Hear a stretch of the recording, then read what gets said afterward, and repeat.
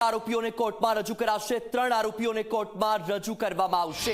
તો જે 3 આરોપીઓ છે તેમની પૂછપરછ કરવામાં આવી રહી હતી। હવે આ ત્રણેય આરોપીઓને કોર્ટમાં રજૂ કરવામાં આવશે। રાજકોટ ગેમ ઝોનમાં જે કરુણાંતિકા સર્જાઈ છે તેમાં જે આરોપીઓ છે તેમાંથી 3 આરોપીઓને કોર્ટમાં રજૂ કરવામાં આવશે। 3 આરોપીઓને કોર્ટમાં રજૂ કરવામાં આવશે। ગેમ ઝોનમાં જે કરુણાંતિકા સર્જાઈ છે 28 લોકોનો ભોગ લેવાયો છે। વધુ માહિતી મેળવીએ સંવાદદાતા ગૌરવ દવે પાસેથી। ગૌરવ, તમામ જે આરોપીઓ છે તેમને કડકમાં કડક સજા મળે તેવી તમામ જે ભોગ બનનાર પરિવારજનો છે એ આશા રાખીને બેઠા છે। તેની વચ્ચે આ 3 આરોપીઓને હવે કોર્ટમાં રજૂ કરવામાં આવશે। શું અપડેટ?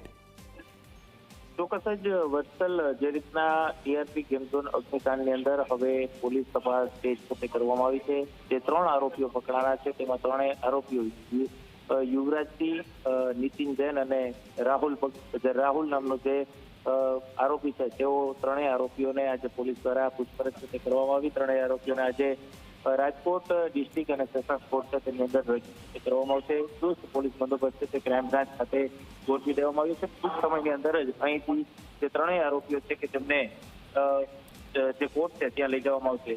પોલીસના એક્સ્ટ્રા સ્ટાફ તૈનાત કરવામાં આવ્યું છે। એટલું જ નહીં, સાથે સાથે આ જે સમગ્ર ઘટના બની છે સમગ્ર ઘટનાની અંદર ક્યાંક પોલીસ છે તેને પણ જવાબ છે તે રજૂ છે તે કરવાની નોબત છે તે આવી છે। 14 દિવસના પોલીસ રિમાન્ડની માંગણી છે તે પોલીસ દ્વારા કરવામાં આવશે।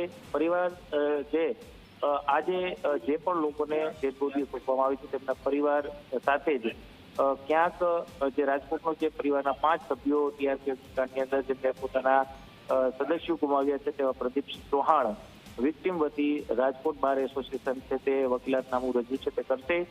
ભોગ બનનારના જે પરિવારજનોને વારે ક્યાંક બાર એસોસિએશન છે તે આવ્યું છે। આરોપીઓ વિરુદ્ધ રિમાન્ડ, જામીન સહિત હરેક પ્રોસિડિંગ લડત છે તે બાર એસોસિએશન દ્વારા આપવામાં આવશે તે પ્રકારનું નિવેદન સુરેશ પડતું છે તેમનું પણ સામે આવ્યું છે।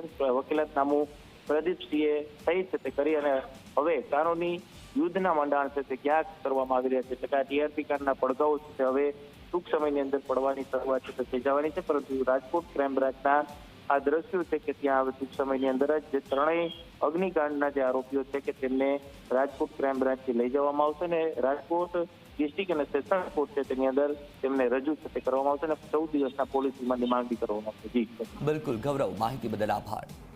તો રાજકોટ ગેમ ઝોનના જે આરોપીઓ છે 3 આરોપીઓને થોડી વારમાં જ કોર્ટમાં રજૂ કરવામાં આવશે।